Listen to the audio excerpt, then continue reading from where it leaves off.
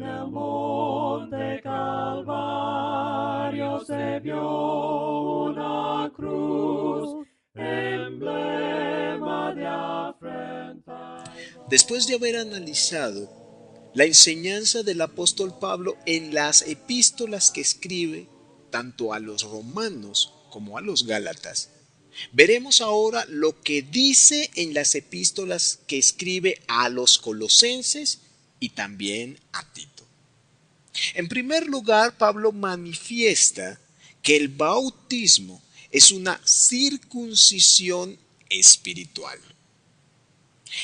En Colosenses capítulo 2, versículo 11 leemos: en él también fuisteis circuncidados, con circuncisión no hecha a mano, al echar de vosotros el cuerpo pecaminoso carnal en la circuncisión de Cristo. Esto quiere decir que así como el prepucio físico fue cortado o raído del hombre, los pecados son quitados o eliminados o despojados del hombre, quien se bautiza.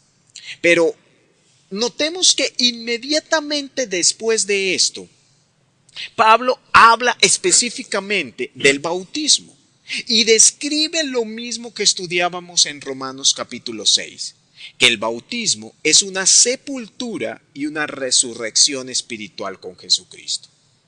Colosenses 2:12 dice: sepultados con él en el bautismo, en el cual fuisteis también resucitados con él, mediante la fe en el poder de Dios que le levantó de los muertos. Ahora bien, es importante tener en cuenta que a partir de todo esto Dios lleva a cabo el perdón de los pecados, lo cual nos permite alcanzar comunión espiritual con el Creador.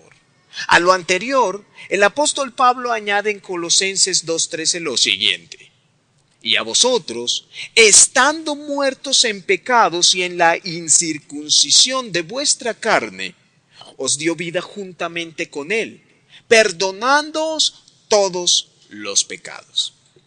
Hay varios elementos que debemos tener en cuenta al analizar estos versículos. El primero de ellos tiene que ver con que es una obra de Dios y no del hombre. Colosenses capítulo 2 versículo 11 dice que fuisteis circuncidados con circuncisión no hecha a mano. Ahora bien, muchos piensan que el bautismo es una obra humana o de mérito personal. Sin embargo, Pablo, de este versículo, nos deja muy claro que el bautismo es una circuncisión espiritual, no hecha a mano. Por lo tanto, es una obra que hace el Señor en el corazón y en la vida del ser humano. Ahora bien, a esta conclusión llegamos porque el versículo 11 y el verso 12 de Colosenses capítulo 2 están conectados directamente. Esto lo podemos reafirmar porque anteriormente al estudiar Romanos capítulo 6 vimos cómo el apóstol Pablo manifestaba que el bautismo era una sepultura y una resurrección también llevada a cabo de forma espiritual, lo cual revalida la necesidad del bautismo para la muerte del cuerpo de pecado, como lo leemos también en Colosenses 2:11. Pero además de ello, para que una vida espiritual sea totalmente renovada. Por ello, Colosenses 2:12 comienza diciendo: sepultados con él en el bautismo, en el cual fuisteis también resucitados con él. Todos estos versículos, como dijimos anteriormente, se hallan conectados. Y es así como el apóstol Pablo, en consecuencia, con los demás escritos que ha hecho y con las demás escrituras del Nuevo Testamento, manifiesta que por medio del bautismo morimos al pecado y vivimos para con Dios. Y a esto el apóstol añade que a través del bautismo nuestros pecados nos son quitados, y lo cual se establece para el perdón de los pecados. En Colosenses capítulo 2, versículo 13, Pablo lo confirma. Os dio vida juntamente con Él, perdonándoos todos los pecados.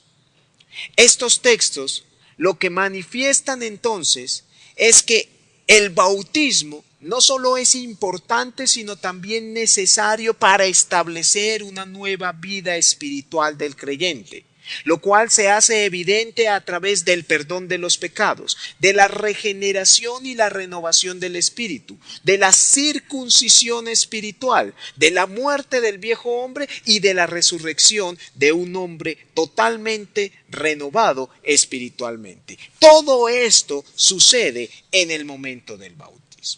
Ahora, pasando a la carta que escribe el apóstol Pablo a Tito, lo segundo que podemos observar es que el bautismo es una regeneración espiritual, cosa que también está en concordancia con lo que analizamos anteriormente.